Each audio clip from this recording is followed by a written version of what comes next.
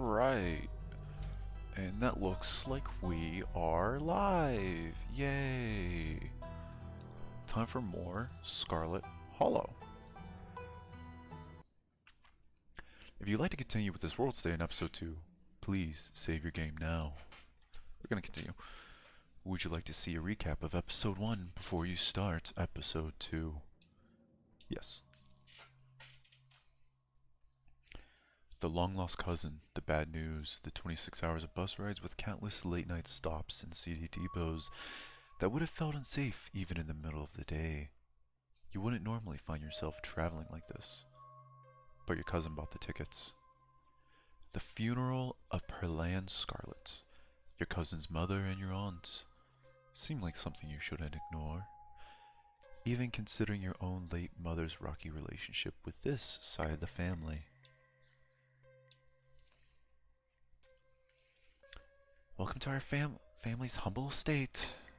Unfortunately, due to the current state of the house, only a few rooms will be safely accessible during your stay. I wouldn't go wandering anywhere else if you value your limbs. The floors have been known to give out. Afraid.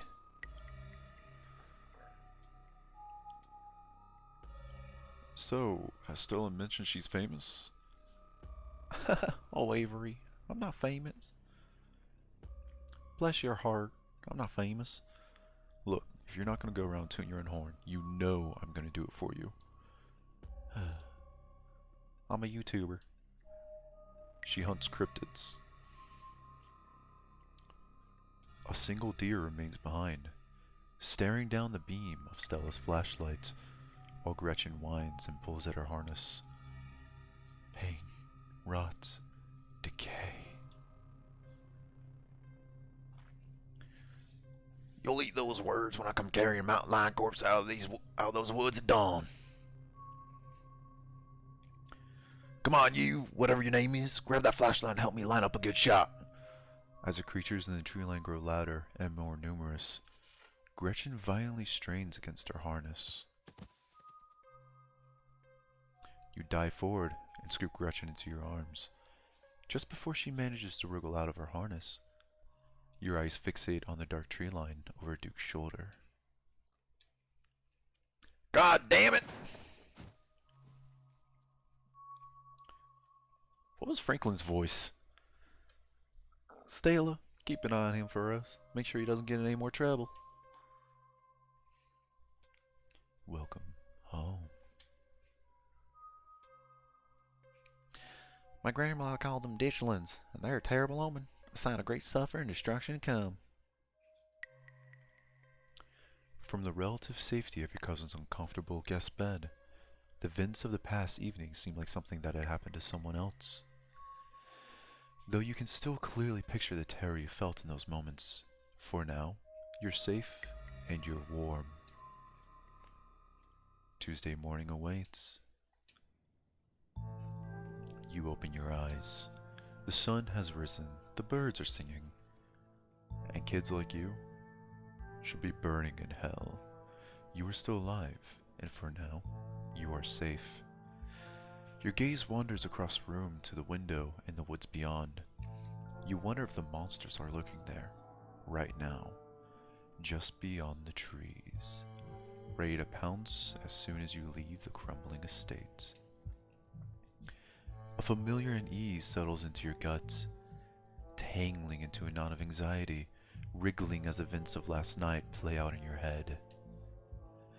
You can't help but remember Duke, slumped against a tree, pieces of him scattered across the clearing. You're not sure if you'll ever feel okay again after what you've seen, but you can't stay in bed forever. Hunger pulls you from the clammy depths of the mattress. Check on Dustin, poke around the closet. Hey, wake up, Oz. Play more of this. We can look out the window, we can text Stella. Let's check on Dustin. You open the drawers to check in on Dustin. How's your day, Oz? Oh good, he's still here. Human is back! Good morning, Dustin. I see you have bread now. Have you met Frou Frou? Can I talk to you? Something horrible that happened last night. Good morning, Dustin. How are you today? Dustin, feel good. Have a productive night. I see you have bread now. Yes, Dustin found a bread. Dustin also ate a bug last night. Good night for Dustin. I'm alright. Hey, that's good to hear. Or hopefully it's a good alright. If it's not the good alright, I'm sorry. You can always DM me if you want, and I promise I'll listen. Can I talk to you about something horrible that happened last night? You can always talk to Dustin. What happened? I watched a man die. The woods are full of big scary monsters. So are full of monsters and I can't go home. Alright, so Dustin, if we say big scary monsters, Dustin will probably be like, oh yeah, there's owls around. The woods are full of horrible monsters. I watched a man die last night, Dustin. When Dustin gets scared, Dustin pretend to be dead. Maybe if you pretend to be dead, monsters leave you alone. Maybe human's friend also play dead. It was nice catching up, Dustin. I'll leave you be. Okay. You gently close the drawer. Let's look in the closet. Great. The doll didn't move during the night. Maybe it isn't haunted after all. Though, after everything you went through yesterday, that's hardly a consolation. You return back to the rest of the room. Let's look out the window. You creep towards the window, careful not to be seen by whatever might be lurking in the garden. For a second you saw movement. It could have been an animal. It could have been something else. Whatever it was, it's gone now. Fuck, one of those ditchlings is at the house. Something horrible is gonna happen here. Maybe you'll head out there and investigate after you've finished waking up. Let's text Stella. It's probably a good idea to check in with your new friend. You can't imagine she's holding up very well.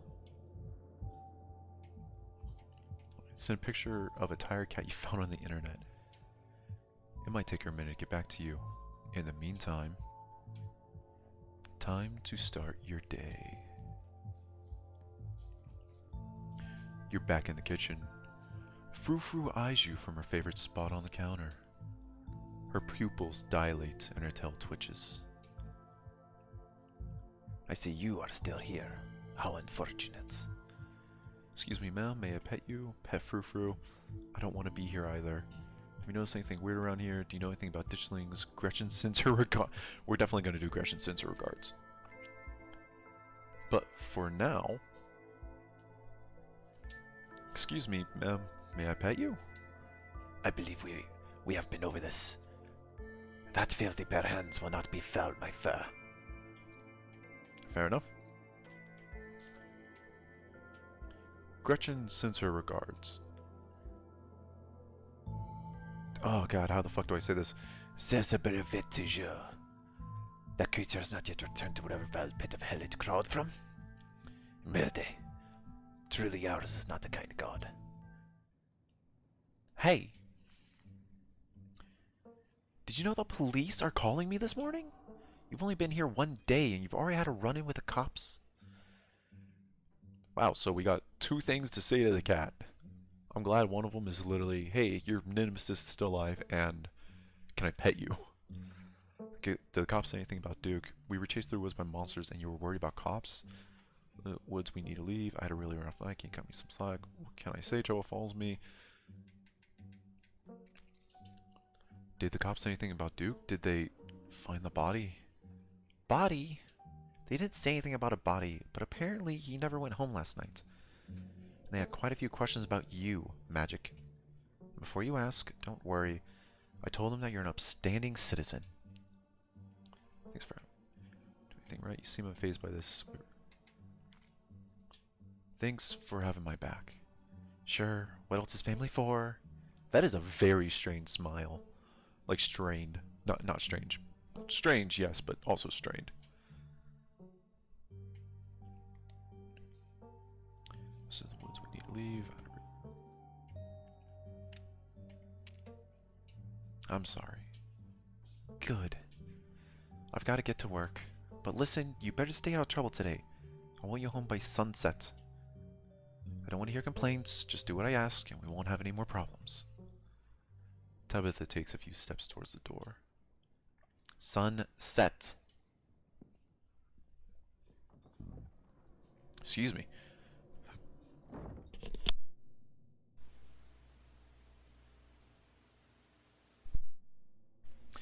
Your cousin huffily exits the kitchen. Her footsteps fade down the hall, ending in the characteristic creak, then slam of the front door as it opens and closes behind her. Once again, you are the only human in the estate. It seems you make a habit of bad first impressions, non? The cat chuckles, mockingly. A text from Stella.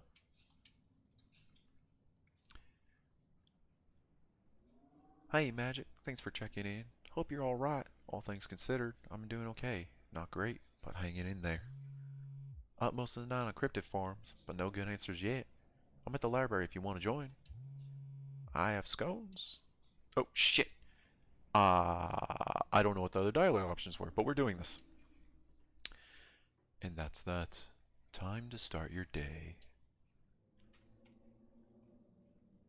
Ooh. Investigate the garden first. As your eyes wander to the garden door, you shudder, remembering the brief glimpse of something you saw from your upstairs window. It was probably just a raccoon, but the uncertainty of what you saw nauseated you and compels you to investigate, if only to prove that it was nothing. At the very least, you don't see anything now. I'm probably going to die. You wander further into the garden, trying to pinpoint the spot where that thing had been lurking, if indeed there had been a thing to begin with. Explore, take it all in, check the ground for clues, head back. The garden is peaceful, but undeniably eerie. Here, more than anywhere else, you're surrounded by the ghost of what this place used to be. A greenhouse sits in the midst of the overwhelming greenery, unreachable from years of neglect. Its glass clouded and cracked. Statues reach out from within seas of weeds, as if begging to be rescued. And most strikingly, behind... Don't forget about your trusty weapon. A fucking... Honestly. At this point, those bullet peanuts are around enough to where, yes, they are a weapon. At the very peak of the mountain sits a graveyard. You can just make out a few of the headstones. The Scarlet name carved deep and proud into their faces. You notice what a good view someone would have of your window if they stood where you're standing right now. Let's check the ground for clues. You crouch down, pushing aside the greenery to examine the soft earth. A boot print. A big boot print. And what looks like some kind of viscera. Oh no! Your thoughts turn to the specter from the night before. You snap a quick photo, just in case it comes in handy later. Fuck, one of them took over his body. He's like haunted now. Texted Stella, keep your... Yeah. You send the photo to Stella. Look what I found in the garden across from my window. No way that's Tabitha-sized. You head back inside. Time to figure out what to do with the rest of your day. We're gonna make a PB&J. Sure, Stella might have scones at the library, but scones are later. PB&J is now. You quickly scrape together the ingredients and gobble up a delicious breakfast. And that's that. Alright, so what we know so far, I am horribly malnutritioned. Like, fuck. I have absolutely nothing in my body in terms of, like, food.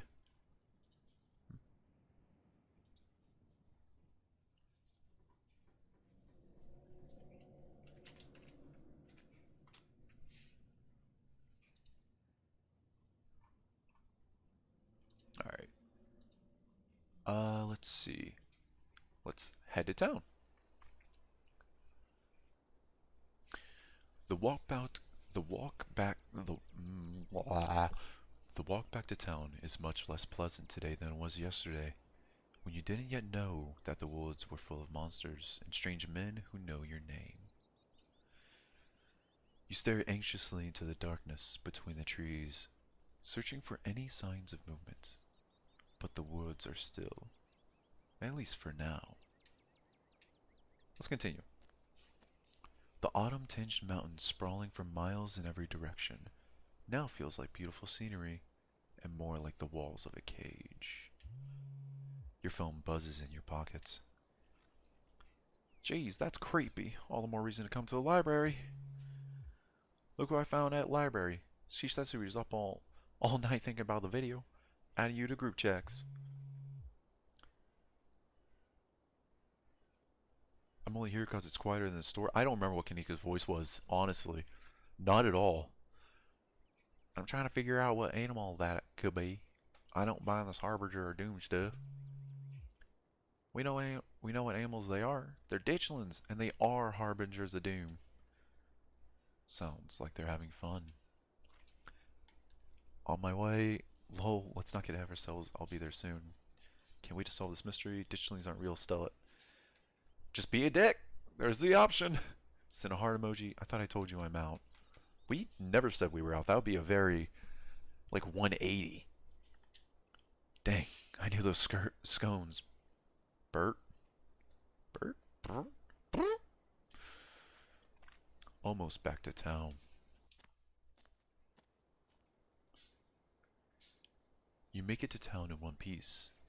No creatures jumped out at you. No scary men blocked your path. The sight of other people's comforting, helping you forget the things you witness, as if they happened to someone else. Oh, hey Magic.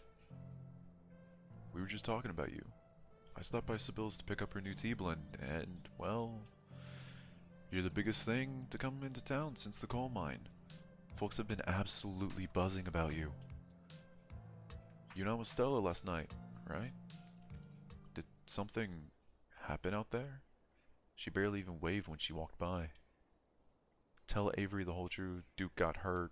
Nothing really happened. I'm traumatized and not ready to talk about it yet. Jeez, there's always a dick option. Stella and I went to the woods to try to find a skunk ape, but we ran into something way worse. Actual monsters. Sybil said that they're called ditchlings, but whatever they are, they killed Duke, and have been mutilating the local wildlife. Whoa, slow down. Duke is dead? It's true, I'm afraid. That's awful. Has anyone told Bo? Yes, he's taking it as well as you can imagine. I'll be going up to check on him today, the poor lad. I can't believe you had to see that, Magic. Tell you what, I'm on break for the next half hour. How about you swing by the diner when he can fix you some of Sibyl's new blend and try to calm your nerves? It's Chaga? Shaga? Chuga? Does not even know. It's Chaga. It's Chaga and lemon blend. It's always helped me on the bad days. And if you need to talk about what happened, I'm all ears. Anyway, it's up to you. See you around, Magic. See ya, Sybil. Take care now, Avery. I better get back to it myself. I'm glad I was able to catch you this morning, if only to see you're holding up. Please don't hesitate to stop by, if I can be of any help. Thanks, Sybil. Did you know you can romance... I'm sorry? I can romance people in this game? No. No, I didn't. That the woods are full of monsters. What is wrong with people here? Quietly let her leave. We're gonna say thank you. Of course, stay safe, Magic, and God bless. I didn't know I could romance people in this game. Like, is that something that you could always do? I mean, obviously, just, you know, it's just different, actually, seeing that. You probably have a bit of time before you're needed at the library. Swing by the generals. Swing by the diner. You head towards the diner. The diner is a little quiet today, but the air is still heavy with the tantalizing smell of breakfast. Oh, hey, there's Avery. And there's that weird dude in the booth again with the newspaper. Warn the patrons of danger. Let's not make them think that we're any more crazy than what we are already. You slide into the booth across from Avery. Hey there, stranger. Before you can exchange words, Winnie sidles up a fresh mug of tea in hand. Oh god, what kind of voice am I going to give Winnie? Heard you might need this. The answer 29 down is oink, by the way. What? But the clue is pin sound. How's that a sound a pin makes? Oink? Oink. How is that a sound that pin makes? Wait. Pin? Like pig pin? Are you kidding me? How was I supposed to guess that? I don't know. Why even bother with those things? They're just gonna frustrate you. It's just something to do to fill the time. But maybe I should switch to Sudoku. Winnie leaves Avery contemplating daily newspaper puzzles, returning to her seat behind the counter. So, thanks for telling me about last night. If you want to really get into the grisly details, you can tell me. I won't judge. Try your tea. What if you don't believe me? Tell Avery about last night. Let's share our tea. You hesitantly take a sip of your tea. It tastes like you're drinking mold that someone tried to unsuccessfully spruce up with lemon balm. What the hell's in this tea? Politely put the tea down, never pick it up again. It tastes healthy, take another sip. Yeah. You politely put the tea back down, never intending to pick it back up. But nobody needs to know that. I probably should have warned you about the tea. Changa does not mess around. It's a fungus harvested from local birch trees. It's supposed to be super healthy for you, and it sure tastes like it. It's a challenging drink. God damn it! I need to stop just randomly pressing buttons. I'm not here to judge. I'm here to listen. Last night feels raw. Why don't we just talk? You spill the beans. Glad to have someone to talk to about the horrors you've witnessed. Wow, that is some heavy stuff. No wonder Stella seemed distant. Monsters in the woods? I may not have lived here long, but I've never heard of anything like that happening around these parts. I can't say I like the thought of it. Now that I think about it, when the cops came in for their morning coffee, they mentioned something about going out to the woods to look for someone. It must have been Duke. They seemed so disconnected from it. I figured it couldn't be very serious, but... wow. Did she look up for a second? What if the cops aren't in on it? They seem weirdly suspicious of me. I'm sure they've seen much worse. Yeah, I'm sure they have seen much worse. Small town cops. It sounds about right. Damn. I don't get it. They saw Stella's footage. They saw what happened out there. But it feels like so far all they've done is hound me. Hey, I don't know if it helped your anxiety, but even if they think you did something, I'm pretty sure they wouldn't bother going after you. The cops come in here every day, and I feel like I know them pretty well by now. And let me tell you, they have no follow-through. I can't tell you the number of complaints they've just like dropped after a day or two. That's weird. That's weird. And I'll vouch for you if they try anything. I pegged you as a transplant. Where are you from? Do you regret moving here? You should get out of here before it gets any worse. Things get any worse. Take me with you. Is that the romance option? I kind of wish I could offer Winnie the bag of peanuts. I haven't pegged you as a transplant. Where are you from? I moved in from Charlotte. Gosh, 3 years ago now? Maybe a little more? I've lost track. Aunt Winnie offered me a place to stay and a job, and who was I to pass on that sort of generosity? To be honest, it still feels like I just moved in. Practically everyone apart from the Cole folks grew up in this town, so it's like I'm the perpetual new kid. don't get me wrong. You have not mochi. You have not missed much at all. Just pretty much woke up in the day. There's something in the garden. Talking to Avery. Not bad looking. And yeah.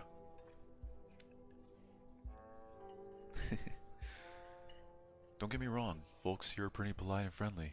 But there's a shared history I'll never be part of. Do you regret moving here? Why'd you leave Charlotte? I get it, I felt out of place the whole time I've been. I get it. I felt out of place the whole time I've been here. Folks on the whole have put plenty friendly. But life here is so different than what I'm used to. It's hard to explain. But I just don't feel like I belong. Exactly. There are worse ways to be. But I'm not sure I'll ever entirely feel like I belong here. Oh wow, she looked up at that one too. That piqued her curiosity. Why'd you leave Charlotte? If you don't mind me asking. Charlotte? Yeah, fuck it. Nah, it's cool. I was having some issues with my folks about education, which, wasn't great. Especially since I was still stuck under the roof. When my aunt heard about it, she offered me a job and a place to stay. And the rest is history.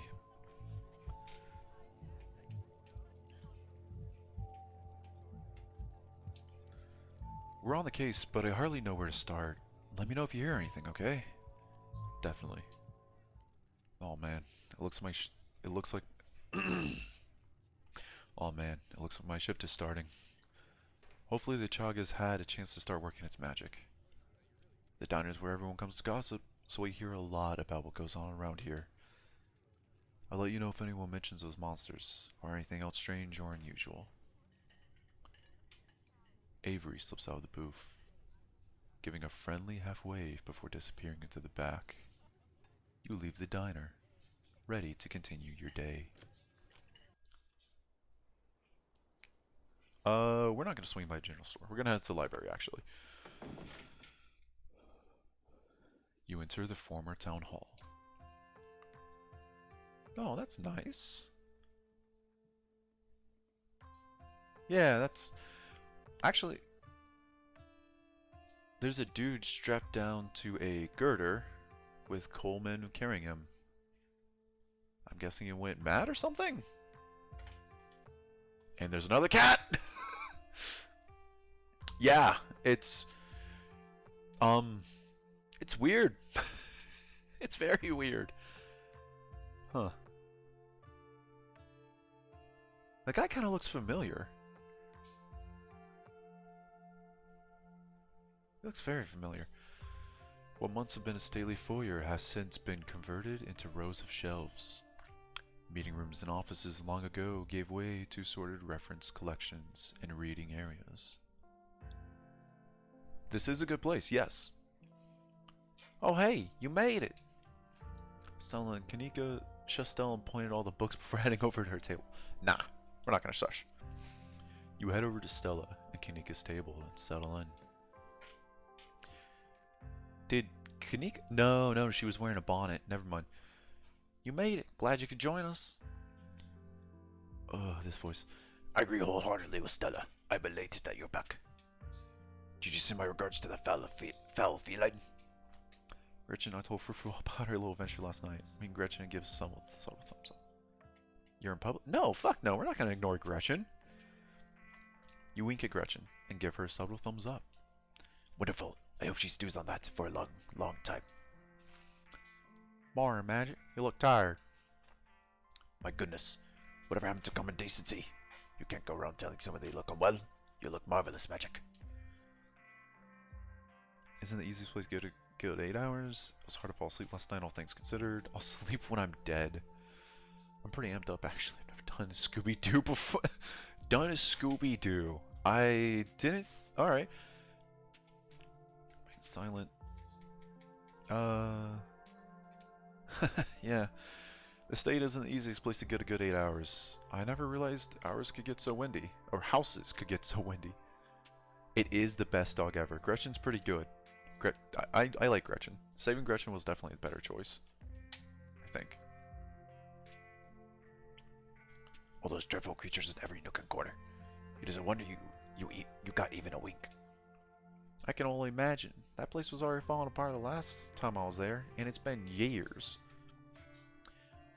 I can't believe it hasn't been condemned. God, what the fuck is the voice for Kanika? Not if there's anything to do here to do the condemning.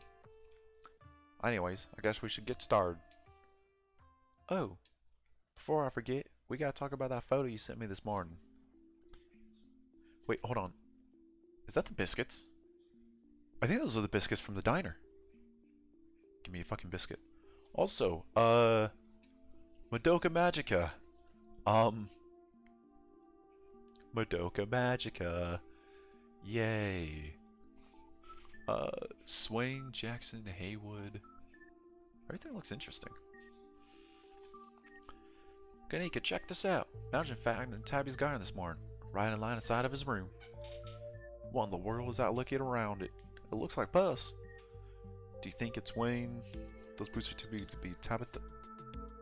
That's an amped up, by the way. I love your Gretchen voice. It fits. Thank you. Apparently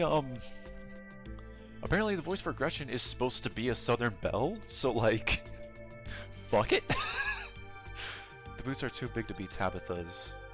I can't say I'm thrilled at the thought of that is very loud. The music has not been this loud before. I thought someone watched my room. I don't know if there's a connection to what happened in the woods, but felt we're texting Stella about it. There's definitely a connection. I'm not going to do that. There's obviously a connection. Wayne. Who the fuck is Wayne?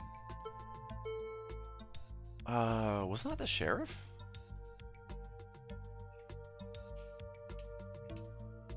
Those boots are too big to be Tabitha's. Definitely. Do you think it could be that creep we saw outside the general store last night? Who knew your name, and those boot prints match up with the mine and get up. Whoa, apparently you missed a lot last night, huh? You're not talking about Wayne, are you? Like, that guy keeps coming to my mom's tea room. No, that's right. Wayne was a creepy dude. That was like welcome home. I think there's something really wrong with them. Yeah, we are. I wonder if there's any connection between that guy and what happened in the woods last night. Like what? I mean, I don't have anything specific, but we do have that whole prophecy and impending doom angle to explore. And this photo is weird. I can't stop thinking about those splatters on the ground. If whoever left those prints is sick, maybe it's from the creatures you encountered. I'm running out of voices. I'm not a VA. How many fucking voices am I gonna have to do? Hey there, strangers. And literal stranger. Ooh. Ooh. Fuck, we've been going with the Booksmart one every time. But like... Yeah. Old peanuts. You extend your bag of peanuts to the librarian in a gesture of friendship and good faith. I don't know what to say. Is this a gift? I'm allergic to peanuts. Not serious allergic, but they give me a rash. Hey, Oscar, this is Magic, you know, Tabby's cousin. Oh, I should have known you were Scarlet. Or a Scarlet. You look so much like Vivian. Not that I knew her very well. I was a little kid when she left. But that Scarlet resembles, it's, strong. I'm Oscar Gutierrez. Chef librarian and only librarian. Oh, chief librarian. Nah, fuck it, he's a chef. Oscar's amazing. He practically built this library from scratch. Yeah, I'm a little jealous of what the kids around here get to grow up with. They don't know how good they have it. Back when I was in elementary school, I wonder if there's an achievement if you manage to offer peanut. I really hope they're... I don't know about offer to anybody, but I'm determined to keep these peanuts with us until the end. Could we offer one of the ditch dwellers a peanut? Would they take the peanuts? Nah, that probably just end with our head blown off.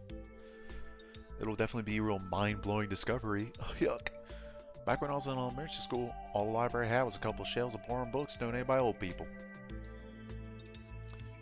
Y'all are too kind, but speaking of kids, have either of you seen Rosalina around town? Rosalina? There is only one way to find out, and holy shit, this music for the library is loud as fuck. Like, Jesus.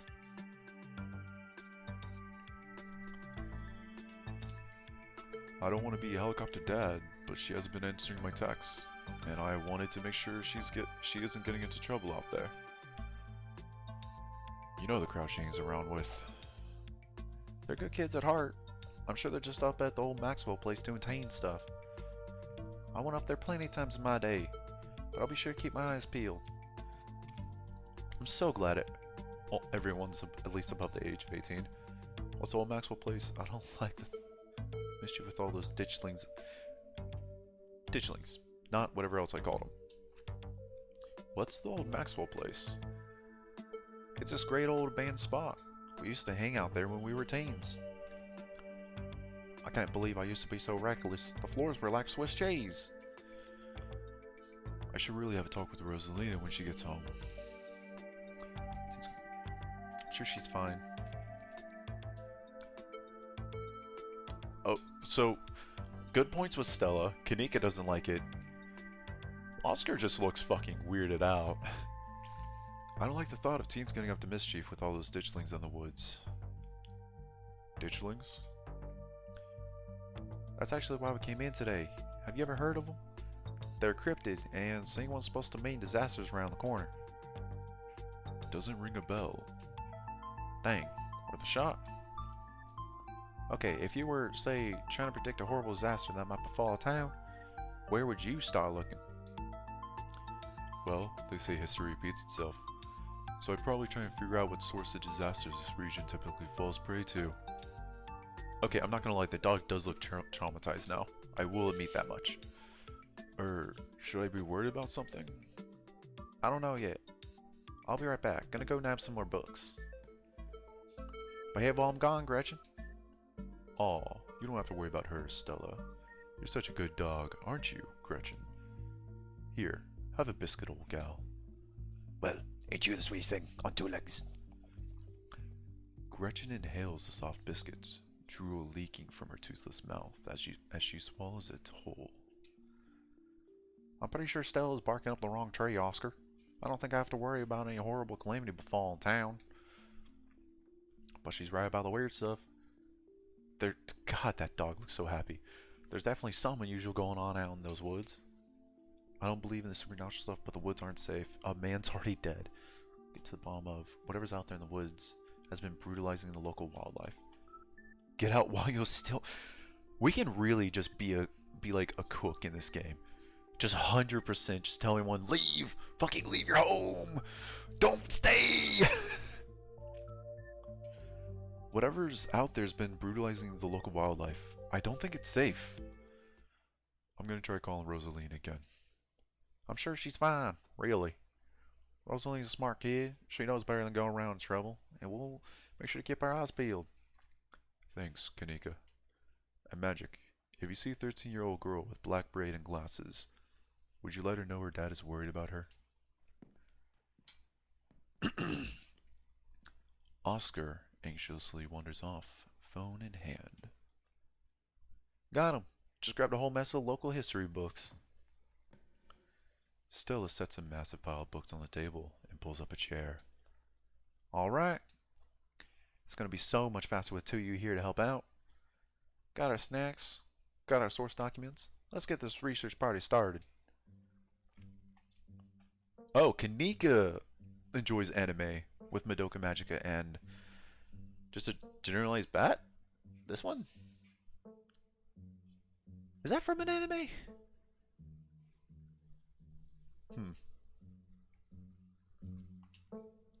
Reading awaits. Explore, flip through historical buildings of Secret Hollow. Flip through veins of Scarlet, history of the Scarlet Hollow. Oh, so we own the coal mines. So this Scarlet Soldier, Woodsman Letter, flip through Appalachian folk monsters. We're gonna use Booksmart. Historical buildings of Scarlet Hollow. Just the thought of reading a book like this would probably put most people to sleep. But you've got a mystery to solve, and to solve it, you need to know everything there is to know about this town. The Harem Scar Memorial Scarlet coal mines. Oh, that is a lot. How many are we gonna get? The Scarlet Estate, inarguably the most striking piece of architecture in Scarlet Hollow, and the most elaborate and elegant estates in the region prior to the construction of the Biltmore in 1895. Andrew Jackson Scarlet chose a location to be atop a hill in Scarlet Hollow's geographic center, so that it might be seen from the town below. It remains a constant reminder of the family who carved Scarlet Hollow from the wilderness and provided wealth and prosperity to its residents. First used as a field hospital during the Civil War, it was named for Silas Scarlet. Silas Scarlet's eldest son, who perished in the bloody conflict. It still stands at the end of what is now the residential district of Scarlet Hollow, and has served the health of the community for over 100 years. In the late 1800s, as the town prospered from a coal boom, additions were built onto the house, and was opened as a change of air clinic, bringing in prestigious clientele from around the world. They believed the fresh mountain air would do them well, and Scarlet Hollow became a tourist destination for patients of all afflictions. The clinic still operates to this day as a doctor's office and stands as a building of cultural significance. Alright, Scarlet Hollow Mines. The original mining facility is no longer standing, having been destroyed in the collapse of 1918. That's what that photo, or that painting is! The painting is 1918. Though the new facility, outfitted with all the cutting-edge technologies of the industry, is in itself a fine example of practical construction. The first iteration of the mining camp was a true product of its time, and what few photographs exist are an interesting peek back at a different era. Excuse me. Why am I so burpy today? One can still visit the sites of the original Scarlet coal mine, though all that remains are a few abandoned tunnels closed off to the public. The Tremaine... Okay, we got 3 more. Situated on the edge of Scarlet Hollow's farmlands, the Tremaine homestead was one of the earliest settlements in Scarlet Hollow, predating even the town's famous coal mines. For many decades, the Tremaine family maintained the largest farm in Scarlet Hollow, but a break in the family led them to split the land in two, and the homestead along with it. Despite the many changes made to 2 halves of the Tremaine homestead in the subsequent decades, the original log structures are still visible and maintained to this day. They are undoubtedly the oldest buildings left standing in Scarlet Hollow. Yeah, let's do the First Baptist Church. One of the first buildings constructed by the Scarlet family.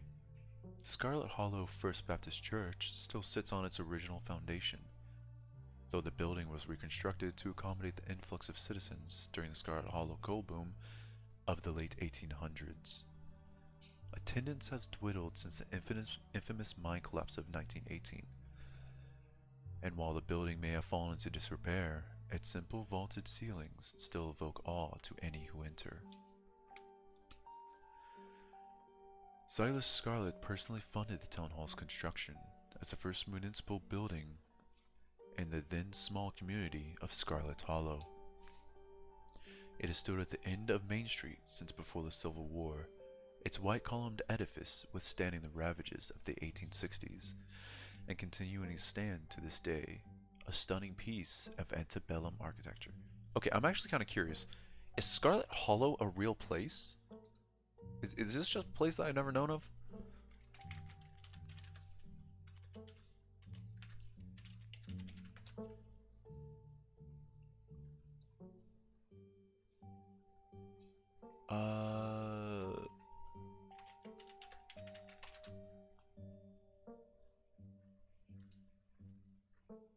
Okay, no, Scarlet Hollow is not a real place.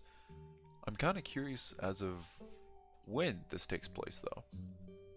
I feel like it takes place not too far from anything else.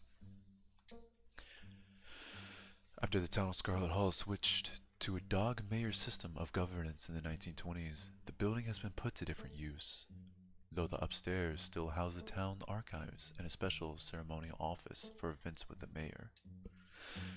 So the mayor of Scarlet Hollow is a dog. I don't think that's what that means. You close a book and put it back. Flip through Veins of Scarlet, History of the Scarlet Coal Mines, Silas Scarlet, Soldier, Woodsman Letter, flip through Appalachian Folk Monsters.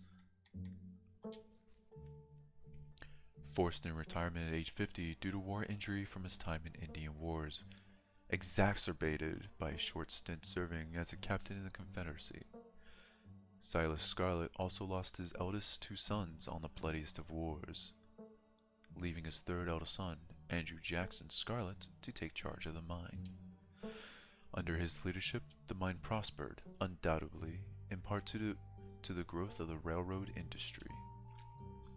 Managed to evade the coal union for decades, making them one of the most profitable mines in the country. Andrew Scarlet built the surrounding town into what it is today, with extensive stone buildings, a bustling main street, and overseeing it all, the elegant Scarlet Estates that was, until 1895, the largest and finest feat of architecture in the region,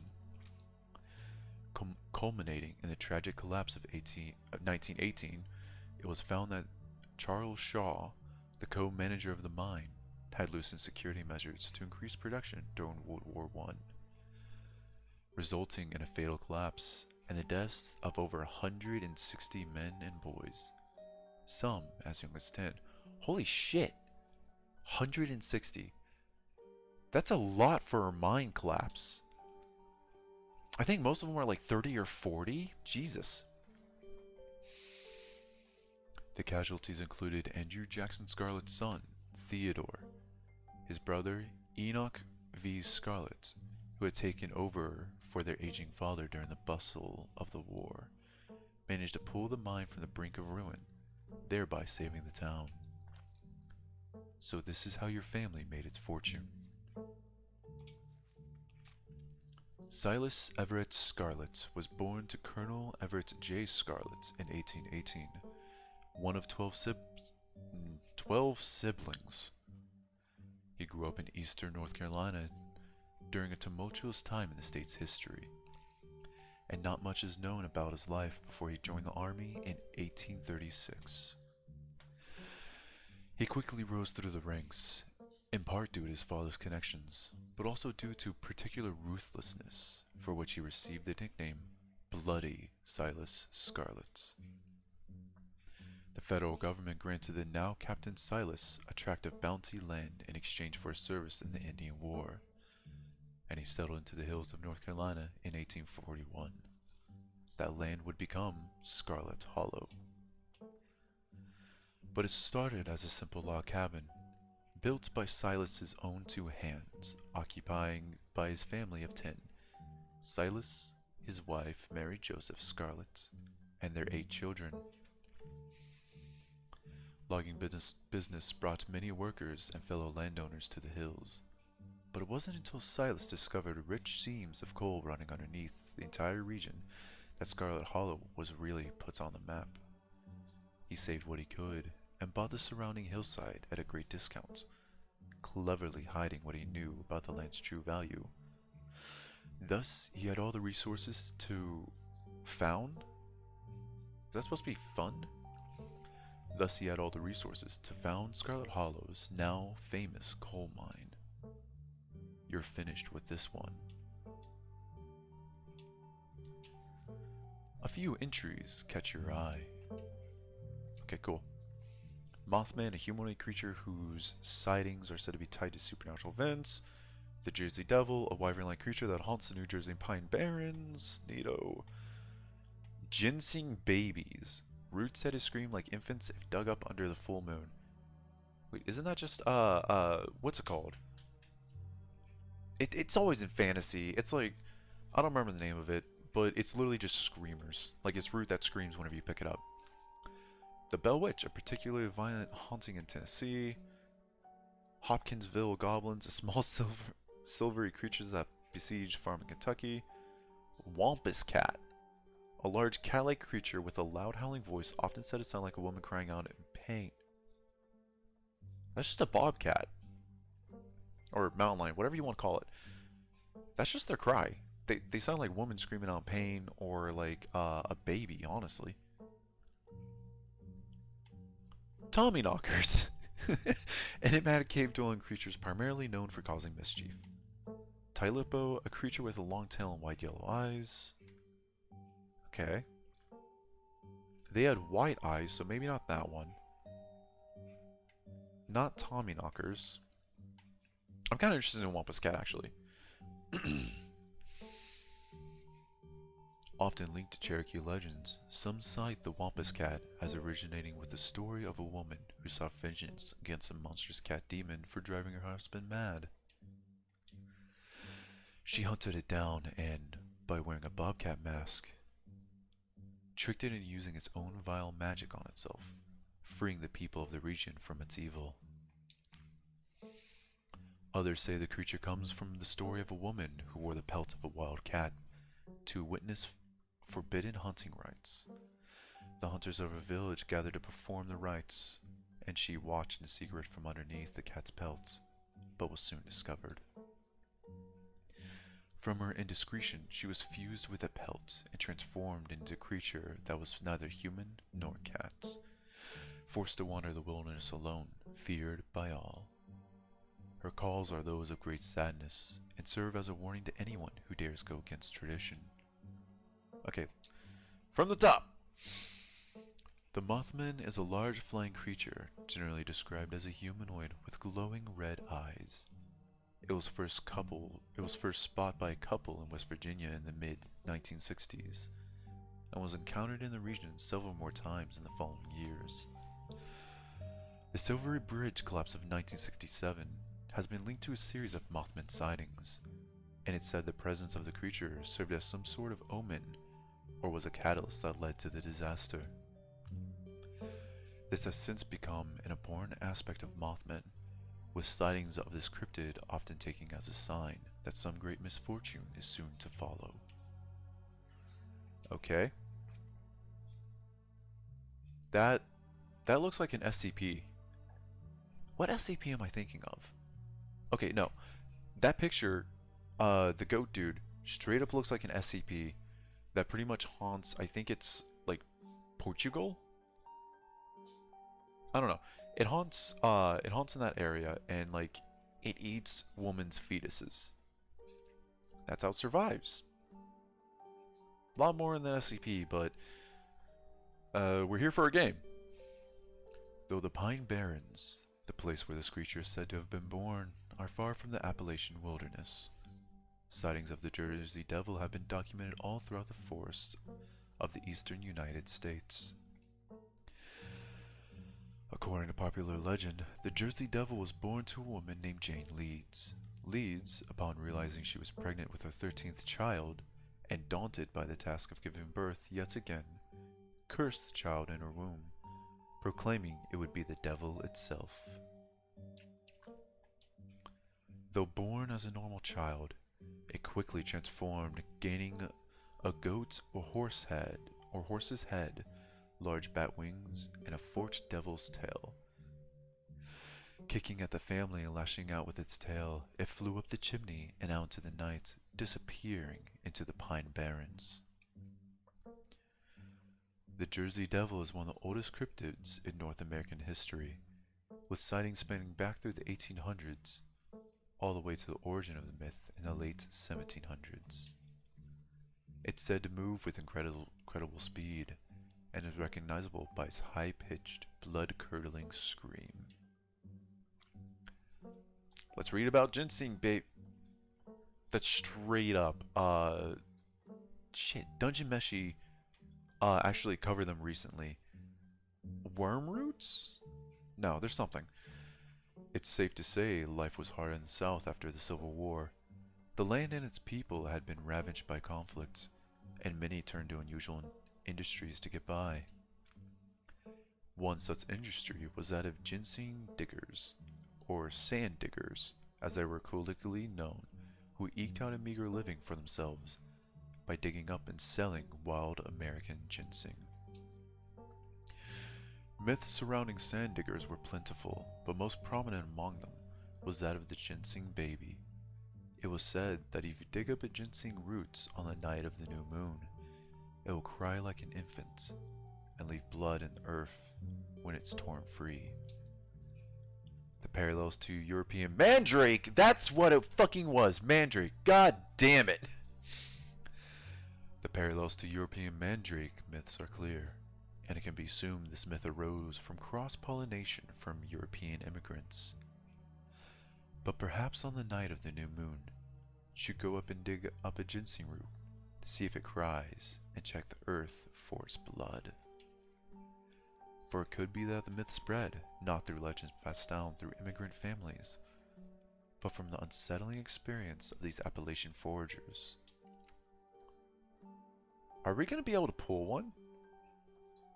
I feel like that's a really bad idea. What the fuck am I looking at? A woman with big ass hands.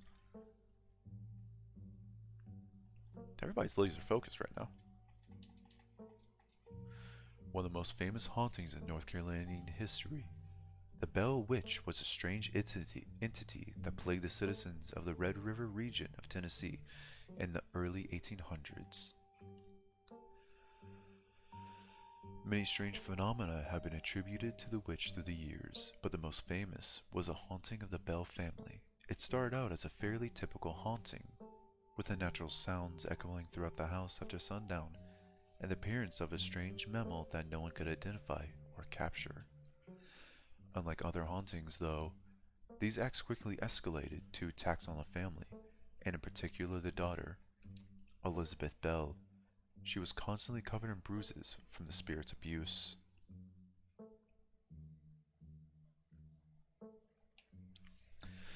The spirit could frequently be heard speaking through the walls, its disembodied voice mocking the family and any visitors, and it eventually escalated to giving full-blown hallucinations to those who dwelled in the Bell house. Are we sure it wasn't like a gas leak or something? Like, I hate to be the skeptic, but I mean, could have been like a gas leak somewhere. You're just tripping balls. Though this haunting ended in the early 1800s, its activity continued in the region for many decades. It could be that the entity known as a Bell Witch may still dwell in the Red River region to this day. Let's go to Hop. Kind of adorable. The Hopkinsville Goblin Case was a supposed close encounter with extraterrestrials in the 1950s near Hopkinsville, Kentucky. During the incident, 5 adults and 7 children arrived at the local police station, claiming that a group of small, chrome creatures had besieged the farmhouse for hours. When police arrived on the scene, they found bullet holes and spent shells, but little else in the way of evidence. Skeptics suggest the family had simply misidentified a group of great horned owls. Even so, the incident remains one of the most thoroughly corroborated and documented cases of extraterrestrial contact. Tommyknockers originated in Cornish mythology, spreading to the United States when Cornish immigrants began working in the Appalachian mines. They're named for the knocking that can be heard from seemingly within the walls before a cave-in. Okay, so fun thing about Tommyknockers, there's actually a bunch of different names for these. This is one I actually kind of do know something about. So Tommyknockers are pretty much originated worldwide. Well, not originated, but multiple cultures that had absolutely no contact with each other. Anyone that mined had some kind of offering to them. And especially in Europe, it was the most prevalent, to where people would offer things like beer and food to it to kind of, well, appease the Tommyknockers, or even goblins in the walls as they were called. It reached as far as I think South Africa, to where even mines down there were explored in Asia, and I'm not too sure if it was South America also. But regardless, it's worldwide, and a lot of times, this is the weird part about it. It prefaced the cultural history about them before any of these cultures had interacted with each other. So like, it's kind of weird, but according to some, the knocking serves as a benevolent warning. Others believe that the creature takes stolen hammers to the supports of mines and collapse them on whoever is unfortunate enough to still be inside. They are traditionally thought to be impish, leprechaun-like beings, but some claim they are spirits of dead miners, forever cursed to haunt their final resting place. Okay, cool. Where's the Tylipo in this photograph? I think that's probably the creepiest one, just because I don't see it. Oh, it's not going to be in the photo. There was a hunter who lived in a tiny cabin in the middle of the woods, all alone with his hunting dog. One night before a particularly bad week of hunting, both their stomachs empty, the hunter spied something out of the corner of his eye. Oh, hello there. Some small creatures had gone into the cabin through a hole, and before he could even figure out what it was, he'd drawn his gun and fired at the thing, his hunger guiding his actions. But it was quick and ran back through its hidey hole and out of sight, leaving only its long black tail shot off by the hunter's rifle. "Guess this'll have to do," he said to his dog, and threw the tail in a pot to cook a soup. He and his dog ate well that night, the tail filling them both up. The hunter crawled into bed, satisfied, and his dog curled up at his feet. I'm pretty certain I heard Stephen King's Tommyknockers book. He has a book about Tommyknockers? No, he's literally. Oh, he's literally a dog. Oh no. Good to know the gremlin's a fucking dog. Maybe he did shoot off the dog's tail. Well, we can see the tail in this picture, but like, this might be an artist rendition. That poor fucking dog. He woke up to the sound of long nails scrabbling across wood. His dog was nowhere in sight, only a rumpled spot on the covers where he'd been, and in the gloom, he saw two big, yellow eyes staring right at him. "I want my Telepoo," a high, hoarse voice cracked from the darkness. "Go away," he screamed at the thing, but it stepped closer to him, still shrouded in darkness, the sound of long claws dragging across hardwood accompanying its movements. "I want my Telepoo," the creature growled again. "I'll get my dog after you," the hunter squeaked, his voice catching in his throat with fear. But there was no dog to be seen. Jeez, this man is pissed. "I want my Telepoo!" Before the hunter could so much as scream, the creature leapt from the darkness, long claws stretched out towards the hunter. No one is sure what the creature did to him that night, but the next morning, all that remained of the hunter, his dog, and his cabin was a chimney standing alone in the woods. Okay, I can see the Telepoo? I can see it in the corner of the book, but like, if nobody knows what happened to him, how do we know about this story? You close the book and put it back. I think I'm all done. Let's check in. Alright, if we're going with what Kanika's mom told us last night, I think we can rule out any natural disasters as what brought the ditchlings here. But not nuclear incidents. Looks like our state has a history with those. Wait, really? I didn't know that. To South Carolina? Wait a minute. What about y'all? Find anything? It's a cat! Before you can respond, a handsome black cat leaps on the table. Stella quickly slams her book shut. Oh, hey Pixel. You might want to close your book. He loves to rip up any paper you can find. Pixel, my dear friend, it's been too long. How have you been? Hungry. Did Stella bring the good stuff? Haha, don't worry, little guy. I didn't forget your treats. Oh yeah, snack time. Sorry if Pixar's bothering y'all. Hope he hasn't gobbled up any of our books. He can't stand the thought that people might pay attention to anything that isn't him. Talk to animals. Hey Pixel, what do you think about the monsters we saw in the woods? Hey Pixel, what do you think about the monsters we saw in the woods? I'm an indoor cat. I don't know nothing about no woods. I just hang out in the library, especially now that our house has got haunted.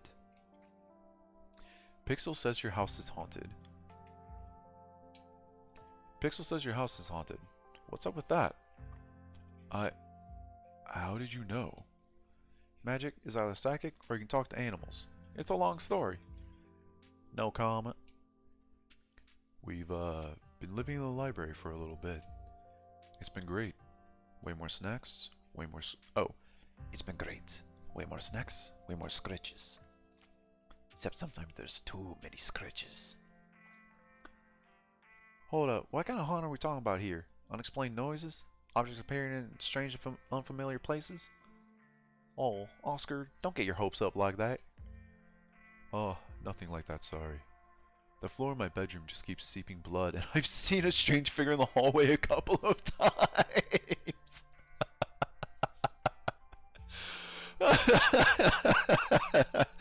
Bro! Wait, you've seen a full body apparition? Can I see it? Stella, it's probably just a dirty pop or something. But what if it's a ghost? Oh. But what if it's a ghost? I'm totally a ghost. Let's go bust it. It's worth looking into. I'm with Kanika. There's probably a very normal, very boring explanation. It's totally a ghost. Let's go bust it. Y'all are more than welcome to check it out. Maybe tomorrow night? Yes! We'll be there. Yeah, that sounds like a fun way to spend an evening. Can't wait to get spooked by some creaky pipes. Why do you let Paper Shredder freely wander the library? Why do you let Paper Shredder freely wander a library? Why don't you mind your own business? Have you seen this little guy's face? How could I say no to that? Leave Pixel be. You decide to leave Pixel be. The cat curls up on the table, fast asleep. Alright, I better get back to shelving. Let me know if y'all need anything. Let's talk about historical buildings in Secret Hollow. Any luck with Rosalina? Stella, what was your thing about nuclear incidents? Do you think there's a cult here? Talking about veins of Scarlet. Wow, there is a lot. Alright. Alright, let's talk about historical buildings of Scarlet Hollow. Oh my god, you read that? That book was assigned as punishment if we misbehaved in school. It's an excellent sleep aid. Knockable melatonin of nothing on historical buildings of Scarlet Hollow. Rumor has it that nobody has read it from cover to cover. You guys are missing out. That's one of my favorite books here. Such rich history. Guess we're just kindred spirits magic. There's that super loud music again. I might have to turn that down. Har, yeah, I read the boring book. I have to learn as much as we can about Town's Pass. Keep Lauren, I'm here all for it. Tell me that the mayor is a dog. What happened to this state? Why don't you go to church here? Even the hospital here is named after my family. Seems like the only thing here that... Still a lot. Okay. Har, yeah, I read that boring book. We meant that as a compliment. Yeah, getting through that text is testament to your iron will and steel eyelids.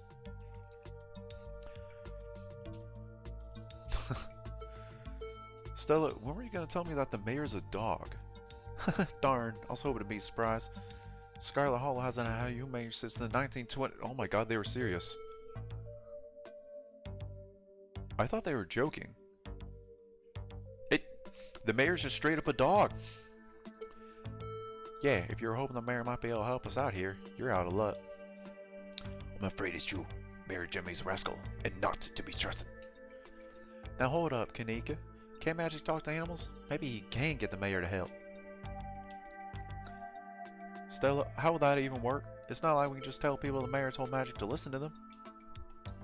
I can't believe I'm even talking about this. You're right, though. You're right. Back to our mayorless drawing board. Oof. What happened to the state? Why don't people go to Actually, yeah. Why don't people go to church here? We just never really had to get a pass around these parts. Not as long as I've been around, at least. And I'm not really much a church person anyways. Who has the time? The buildings give off weird vibes too, and not in the fun, haunted way. Fair enough. No one here is religious. I can relate. Even the hospital here is named after my family. The Tremaine Homestead seems like the only thing here that doesn't have the Tremaine Homestead seems like the only thing here that doesn't have a Scarlet name stamped to it. Okay.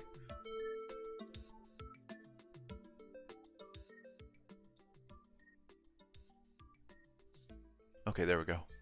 That was so loud. Yeah, I think they've been around these parts even longer than their family.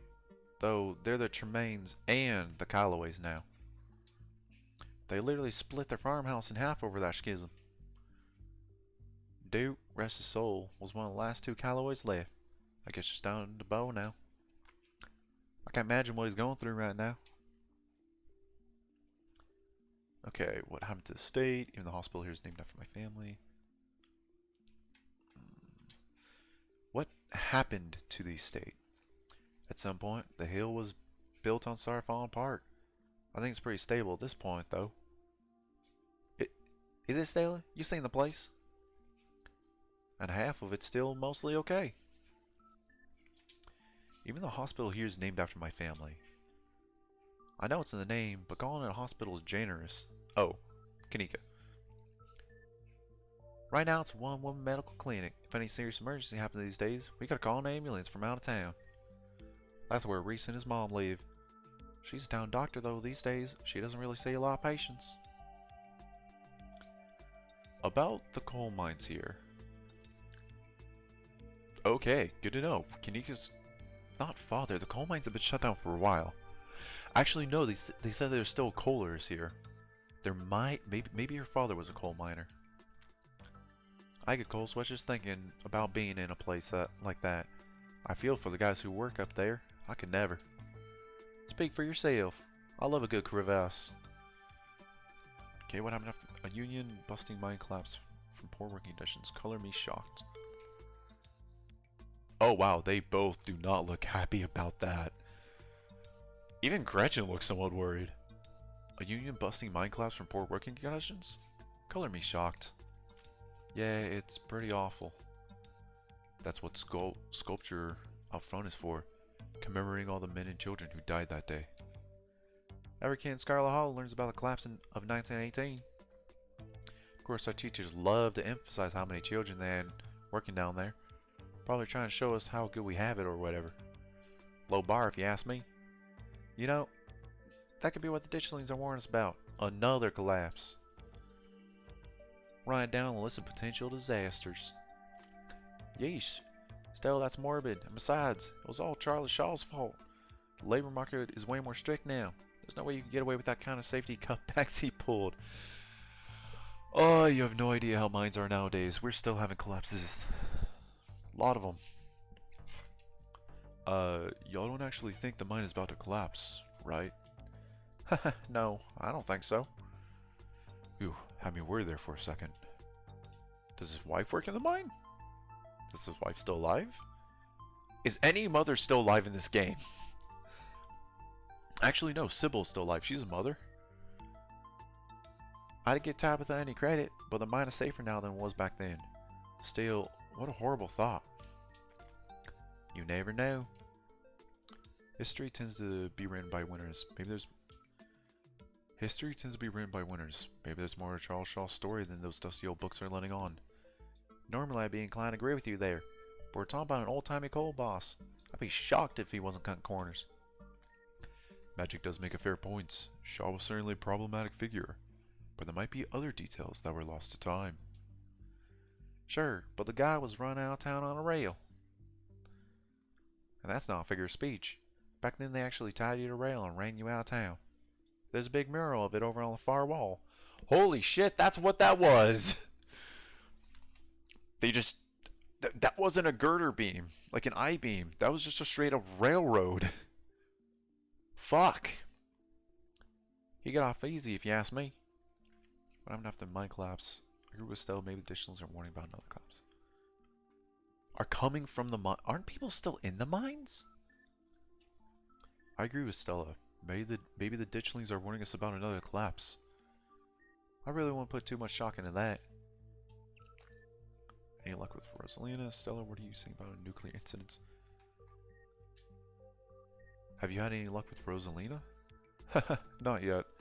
I knew a team would be a handful, but I didn't think it'd happen overnight. I'll probably head out once you're all done and checking on our usual haunts. You lean in and quietly whisper to Stella and Kanika. Do you guys think there's like a cult here? Suspicious, almost like they're trying to cover something up. They both look very shocked and worried. Actually, Nudist doing some sort of weird ritual. Like summon. A lot of folks here feel tense and closed off. Those cops were awfully suspicious last night. Really weird combination of being dismissive and trying to pin things on me. I don't know, it just feels like a cover-up. Yeah, that was pretty bad, but I'm not sure that they really have it in them to be part of a cult.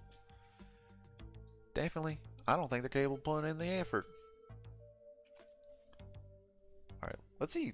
I'm actually really curious about this one. Stella, what was it you were saying about nuclear incidents? You were talking about the Goldsboro thing. Oh, that. Yeah, apparently in the 60s, a B-52 carrying a live warhead broke up mid-air and dropped a couple bombs. Fascinating bit of history there. The first of the two bombs landed upright after its parachute got caught in a tree. Thankfully, it didn't go off. Well, yeah, they didn't go off. Their arming switches weren't on. At the time, the government claimed that the bomb was unarmed, but it later came out that the only thing preventing detonation was a single electrical switch which failed to trigger on the descent. I'm gonna have to look that up after this. And 60 years later, the bomb still hasn't been recovered. Right. It's conventional explosive disintegration in midair, but most of the nuclear material was made unrecoverable by flooding. If I remember correctly, they just buried it and sealed it up. I'm sorry, did you say buried it? Do y'all need something dug up? Because if so, I'm your gal. Goldsboro is over 300 miles from here. I don't think we have to be worried about that. Yeah, that's fair. You want to make sense for ditchlings to be here specifically if that was the case too. We really shouldn't be looking too much in this whole disaster angle. Whatever those creatures are, they're biological. You never know with radiation. We should know quite a bit. It just melts you. It doesn't make monsters. And a 60-year-old bomb is going to explode on its own 100 miles away and kill us here. You never know. There could always be a whole underground society of bomb-worshipping mutants just waiting to blow it up. Is that? I feel like that's a reference to something. Anyway, Sightless Scarlet, Appalachian folk monsters. Do you think Wayne factors into any of this? Yeah. Do you think Wayne factors into any of this? Honestly, won't be shocked. There's something seriously wrong with him. Like, I can viscerally feel it in my guts. Maybe he's sick. Maybe that's something to do with what you saw in the woods. I don't know. I'll buy it. So, Silas Scarlet was a revisionist biography. Really glossed over all the war crimes to paint a picture of a self-made man. It's a perfect example of why you should use multiple sources for your research instead of trusting the first thing you read on a subject. That is even more true today. Yep, dude was a monster. Saw you're related to him. Here for retribution. I get it, it must be one of those burial ground situations, right? Like in Poltergeist. Good movie. The town is stuck in the past and built on atrocities. It's already practically collapsed on itself, no offense.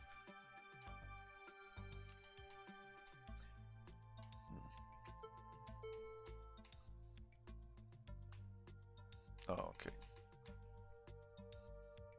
They want to be here for retribution. For what we know, they are here because bad omens.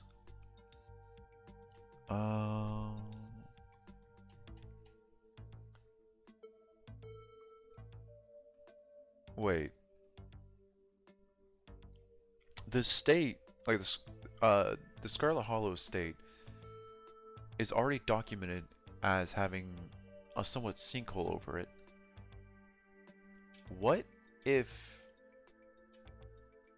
What if the thing that they're trying to warn about is that the mine shaft is creating a sinkhole?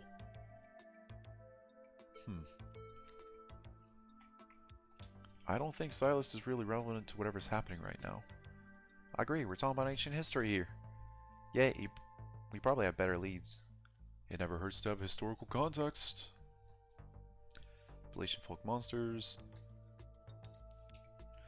The mines are the obvious common thread between everything we've researched. Between Wayne, the old collapse, and the fact that the whole town's practically been built around them. They're the smartest place to start our investigation. Good idea. There's an awful lot of mines-related stuff in my notes. We can poke around, find out if anyone's seen anything weird. Just to clarify, you two are suggesting we go to question some of the miners, right? We are not poking around and unprepared in the actual mines, right? Right? Yeah, totally, 100%. I will never. We don't have a good reason to go down there. Good. Let's keep it that way. You know how I feel about mines. I promise, Neeks. We're just going to question some of the miners. And that questioning gives us a good reason to poke around, say a cool abandoned coal mine, then we'll cross that bridge when we come to it. You can cross that bridge when we come to it. I'm not going underground. I'm just messing with you. Oh, I'm just messing with you. We'll stick to the surface. Yeah, and hopefully we can find out what happened to Wayne while we're at it. Ooh. Maybe Tabitha. Why would Tabitha be able to help us out? Chance to know Tabitha a little better. We're snooping around. Alright, let's try it. Tabitha probably wouldn't just naturally help us out. Hopefully this will mean I get a chance to get to know Tabitha a little better. I don't think she's going to be super jazzed to see any of us snooping around the mines, let alone bothering her while she's trying to run the place. She runs the mines! She does get a little grumpy while she's at work. She gets grumpier at work. I'm pretty sure snark is that girl's baseline level of existence. Chatting over dinner might be a better way to get to know her. If you're eating boxed mac and cheese. I do not blame her. I don't eat very often. But Kraft mac and cheese still smacks. We can sneak around the mines, no problem. I'll make sure to keep my eyes peeled for her. She won't even know we were there. Look at us, going on a caper together. I miss this. I missed it too. I mean, sure, it's not under the best circumstances, but I've been so wrapped up in running the store, I didn't realize how much I miss being able to hang out with you. Though, there is something missing. Reese. I really miss that dude. I can't believe how long it's been since we've seen each other. Have you seen him lately? Nope. I tried to play and stuff, but he's been too sick. I didn't realize it was getting so bad. That poor guy. You know, we could just pop over and surprise him. He seemed excited to meet Magic. Maybe we'll finally get him to leave his little cave. Hell yeah, let's do it.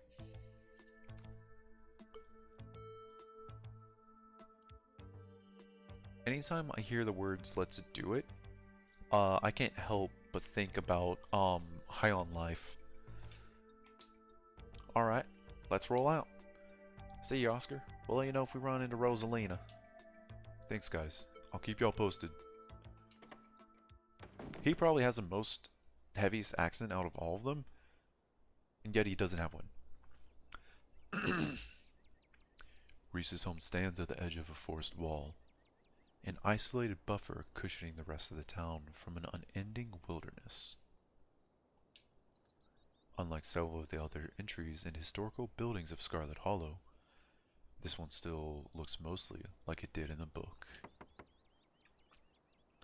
Reese, it's Stella. I brought some buddies too.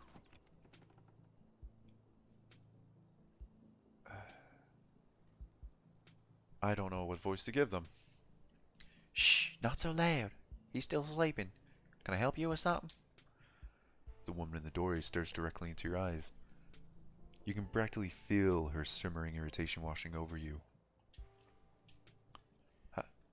Hi, Dr. Kelly. We were wondering if it would be okay if Reese could come hang out. Nothing strenuous. We promise. I'm not going to wake him. If he's sleeping, he probably needs it. Whatever you two have planned is probably beyond what he can manage right now, anyways. Oh no, poor Reese. I think the voices are starting to blend together, honestly. Or maybe they've always been. It's just... mustache hair. It's just been so long since either of us got the chance to hang out with him. I'm sure he and Magic would get along super well, too. Yes. You can romance... How many people in this game can I romance? Can I romance anyone? She's not bad, but like... Avery, Kanika, and so far, Stella, I think are the prime ones. Minnie. Oh, joy. Okay. This might be spoilers. But can you romance Tabitha? That I'm very, curious about.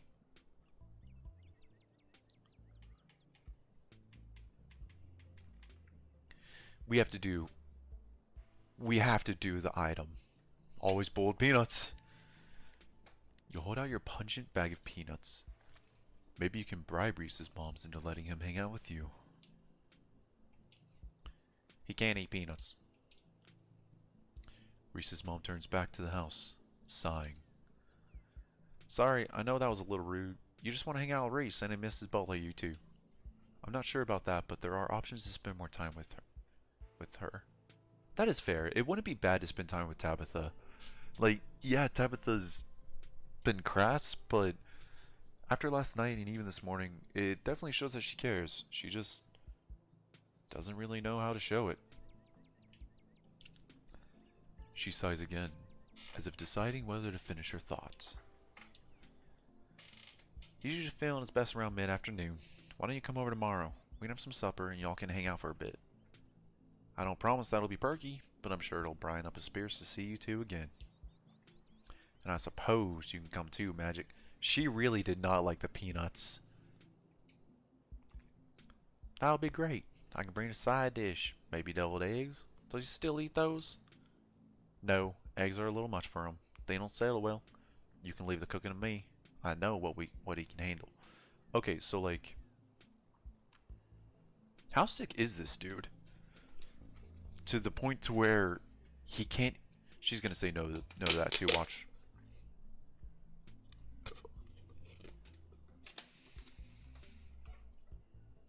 Okay, I'll bring soda then. That's not... Okay, yes, fine. You can bring soda, nothing with caffeine, ginger ale preferably. Oh, whoops, wrong one. Oh, and leave the dog at home.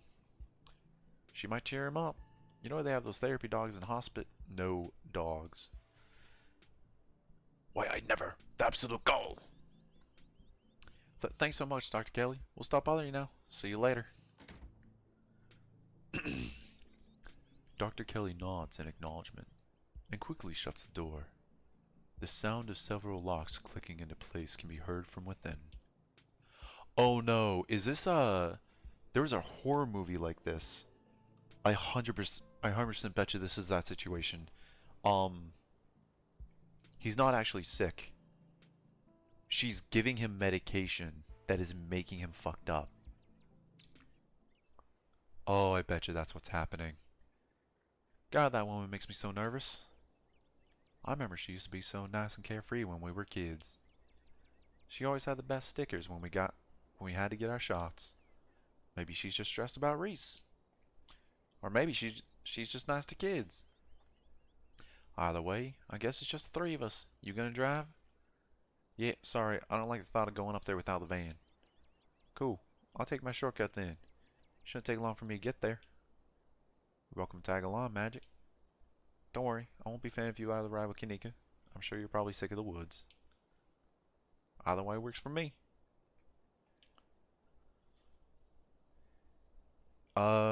So we can explore to figure out what's up with her and cars. Which one, though? Probably with Stella. Definitely leaning towards Stella in this playthrough. Alright, Stella. What is actually up with you and cars? The mines have got to be a ways off, right? Um, don't worry about it, Magic. There's a lot of junk in the back of my van. It gets a little tight with more than 2 people. Okay, neato. So yeah, her mom and dad probably died in the car crash. Ooh, that's tough. I'll walk with Stella. We'll meet you there. The woods are calm and serene compared to last night, though you can't help but get the feeling that danger lurks just beyond the trees. Yeah, car crash? Yeah. It kind of felt like that's where it's going towards too.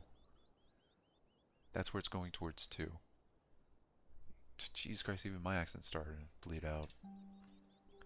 Hey, thanks for coming along with us. With Gretchen and me, I mean. I hope I haven't seemed too cold about everything that happened last night.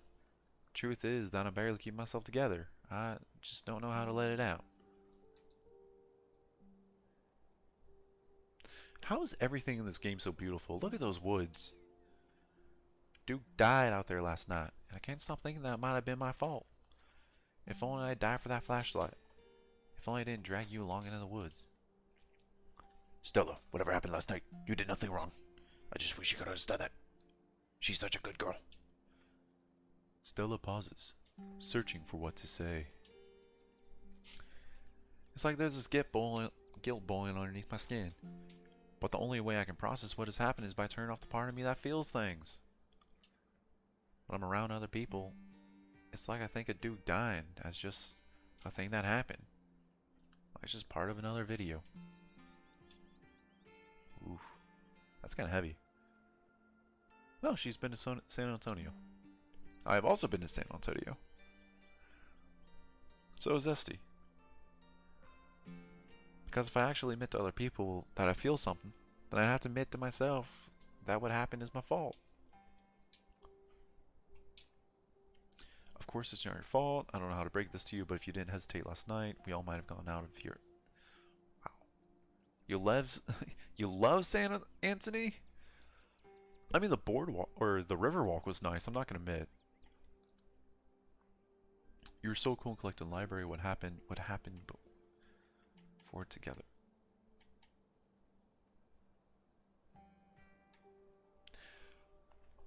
Hey Ozzy, I think I finally found your romance option. Should this one get picked? Would it be wrong to try to romance multiple characters? Or just go like romance nobody? Yeah? Oh no. Well, romance multiple characters. What happened happened, and we can question our decision and blame ourselves for what happened until the cows come home. Or we can move forward.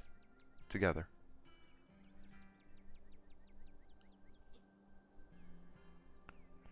She better focus on the dog and not romance, and he's gonna stand by them baby monsters. Hey, we already saved Gretchen. Gretchen is safe. I don't have to worry about Gretchen getting fucking stolen again. Thanks, Magic. You're right. I should be better at taking my own advice. Glad we could talk about this, though. I can't imagine what it'd be like to go through something like last night alone. Oh no. The conversation comes to a dramatic halt, with you, Stella, and Gretchen all whirling around to face the source of the sound. A bird. Let me at it. I can get it. Back off, dog. This is my city. Whoa, calm down, girl. It's just a bird. Same probably goes for 2 of us. I guess we're all a little on edge. Let's hurry to mine. It shouldn't be much further. Kanika casually leans against her van as you and Stella emerge from the woods. Hi. You have a good walk? Yeah, it was great. I mean, not that you're missing out or anything. You didn't run any of those creatures, did you? Nope. That makes sense. They're probably nocturnal. I don't know if I should feel relieved or disappointed. But we're all here. What's the plan? I guess we just go talk to people. I guess so. I should probably be on lookout duty. I'm a bit of persona non grata in the mines. Tabitha? Yeah, I might have tried sneaking in and talk to her a time or two too many. And Gretchen makes it extra hard to be sneaky. What can I say? I thrive in the limelight. Look at her perking up back there.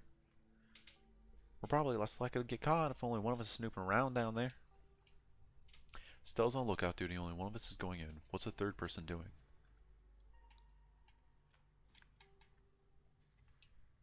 If Stella's on lookout duty and only one of us is going in, what's the third person doing?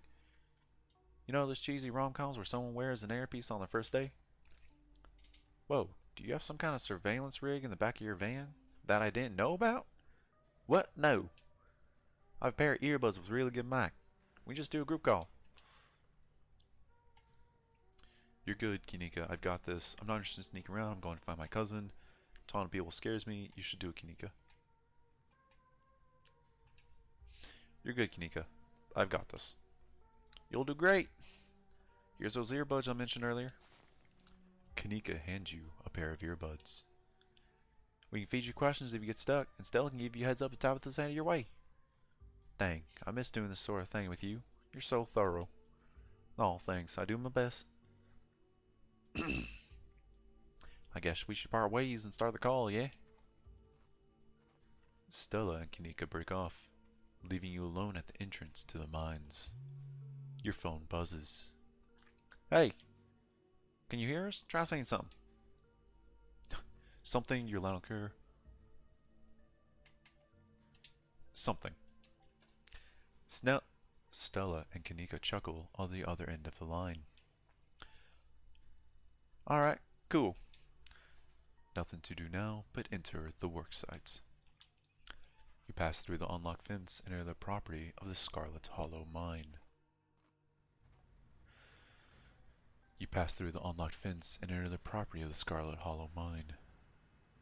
Okay, the dude on the left, either he just heard a very cringy joke, or man oh man, that's some bad news over there.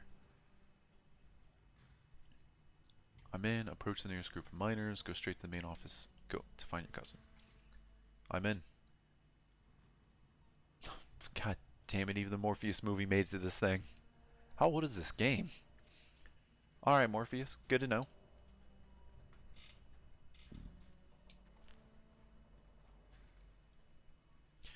You approach the nearest group of miners, a blonde woman, a broad-shouldered man, and an old-timer.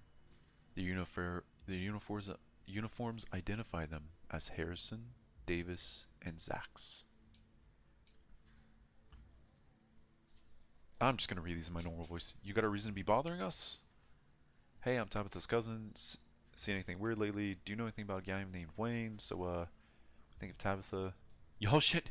We could really just tell people to just get the fuck out of town.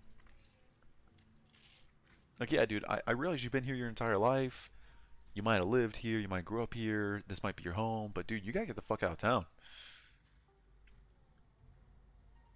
Why would I mention the guy on the bus? Tip, don't tell that you relate with Tabitha. Gotcha. Thank you for the tip. I didn't think that it would have such an adverse reaction. Although, now that I think about it, that actually makes sense. Seen anything weird lately? The miners look you.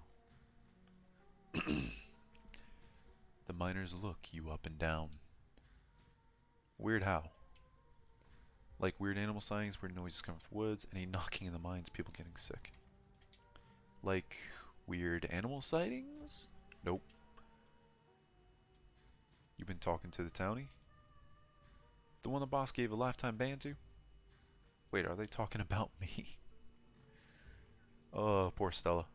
Wait, are they talking about me? Yeah, she's like a Bigfoot YouTuber or something. Her videos are actually pretty good. Yep, that's me alright, and all. That's so sweet. But you know, now I think about it, it's pretty weird. I haven't seen many animals at all lately. Used to be I'd see all sorts of critters. Now it's mostly birds. This your first year up here, ain't it? Just not what just not used to seasons changing. All the animals are hibernating. That's all. I don't know. She's got a point.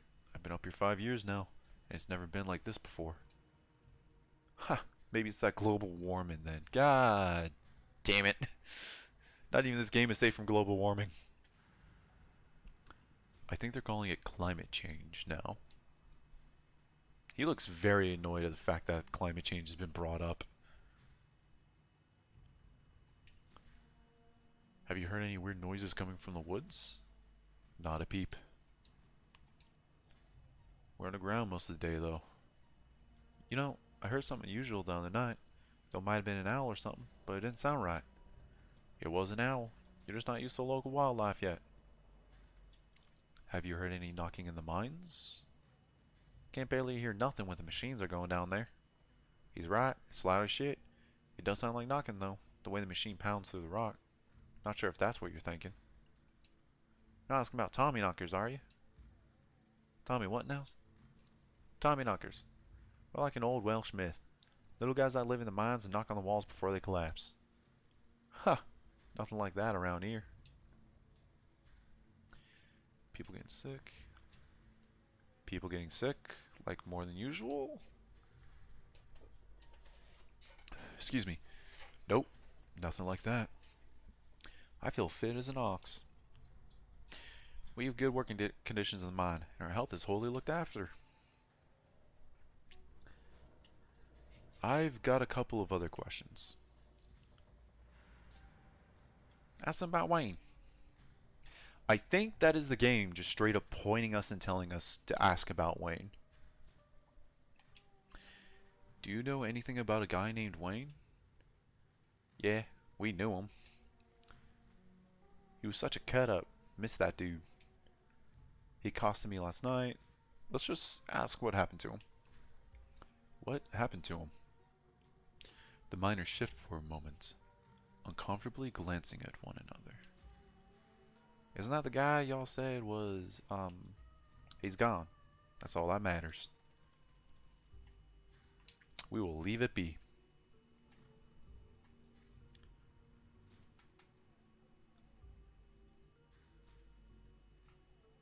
So, what do you think of Tabitha? The miners stare at you, distrust in their eyes. Harrison chews her sandwich slowly. She works hard. She's a good boss. Who's asking? You say nothing. That's actually a very bad point to probably leave off on. Actually, that's all. Thanks. Bye. You walk away from the miners. Wayne wears the same jacket that they do. I guess he used to... Oh! Oh, fuck! He did wear the same jacket, actually. More than likely, he did work there. It might have been like a workplace accident. Because he said he's gone.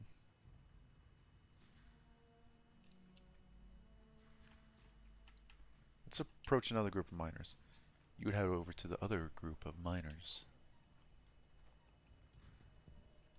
You stop in your tracks. A shiver running up your spine as an unfortunate familiar voice calls out to you. You shouldn't be up here. It's dangerous. Just straight up attack him.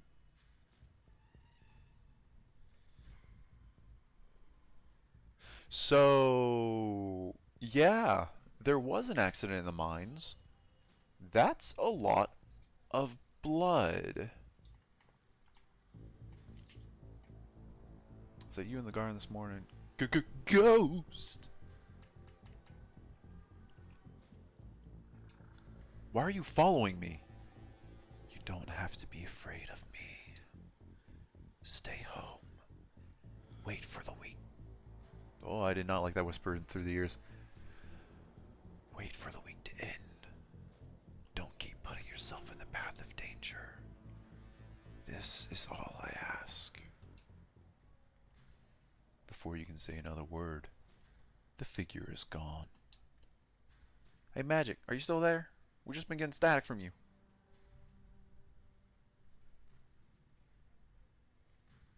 Okay, so it is a ghost.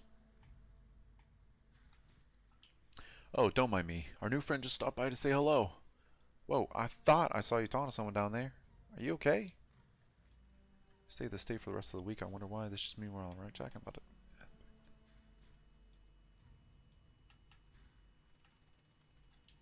He told me to stay the state for the rest of the week. That I'd be safe there.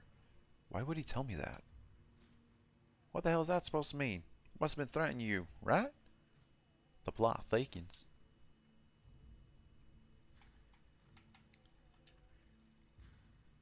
Wayne trying to make me leave just means that we're on the right track. I'm not about to back down. Whoa, so brave. Heck yeah, Magic. We got your back.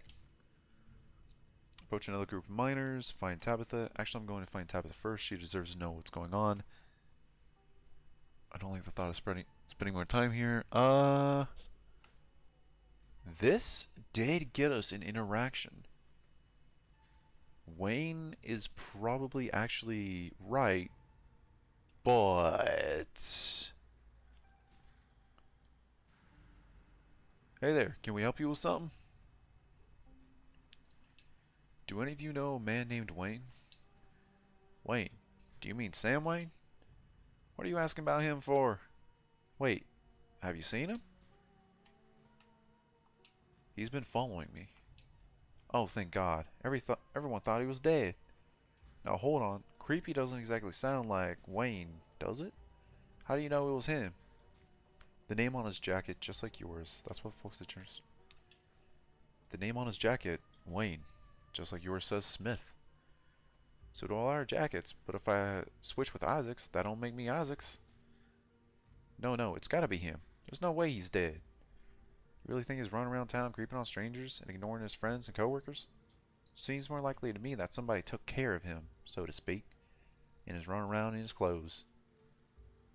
The miners stand in silence for a moment, considering what they've just heard.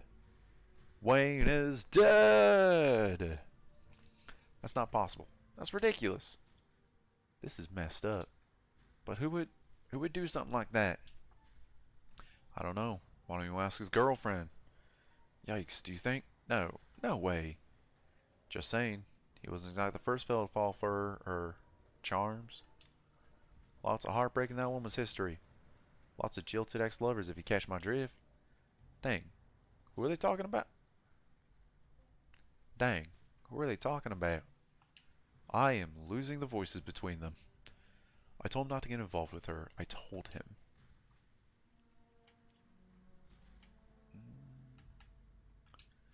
Who was Wayne seeing? Well now, if you don't know, there's no way I'm poking that wasp's nest. Forget we said anything. Yeah, I don't want to be next on the chopping block. Come on, don't dangle something like that. Look, I just don't want to cause any trouble. Enough people are losing their jobs as is. I've got mouths to feed. Losing their jobs, as in Sam Wayne's case, disappearing. We've already said too much. It's fucking Tabitha.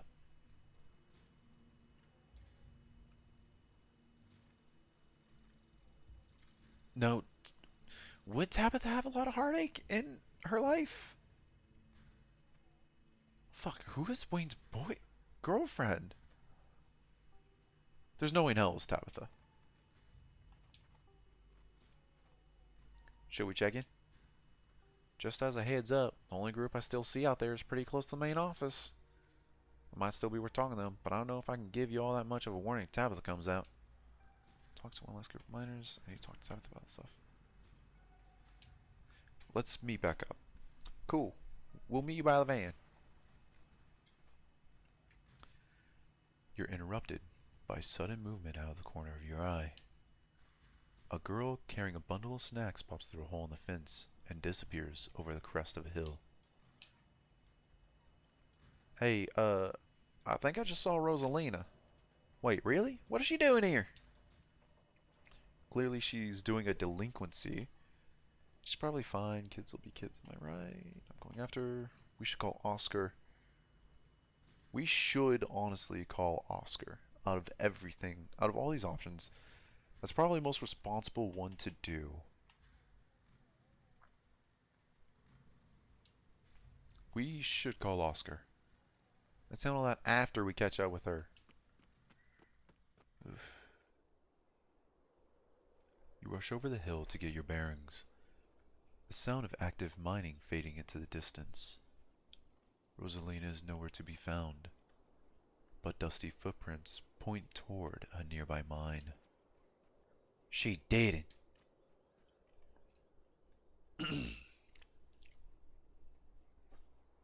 I guess the old Maxwell place doesn't cut it as a secret hangout spot these days. But the Shaw mine, that place was shut down like 100 years ago. After a collapse that killed over 100 people. Here I thought Stella was going to be the one dragging me into abandoned coal mine. Oh no. Everything's always been like this. I feel like I'm really missing on my risk-taking years. Alright, maybe we should just wait outside. Everything's always been like this? I feel like I'm really missing out on my risk-taking years. I never did anything like this. Yeah, I would never. Okay, maybe I've poked my head in there a few times. Well, let's get in there before someone gets hurt. Whoa, you sure you want to tag along? Neeks? Magic and I can handle this on our own. Yeah, I'm sure. As much as I hate confined spaces, I'm not about letting Rosalina get her in there. Even if it means I have to go underground.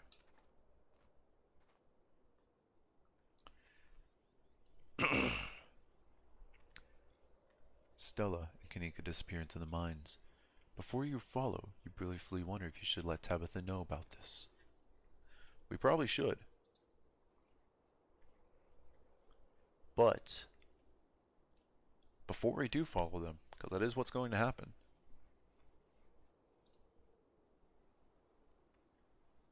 Wait.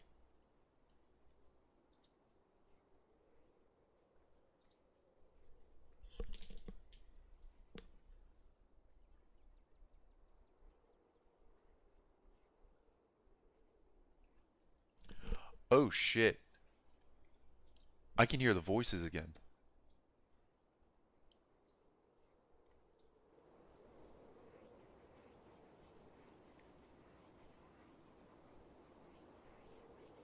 Yeah, that's them.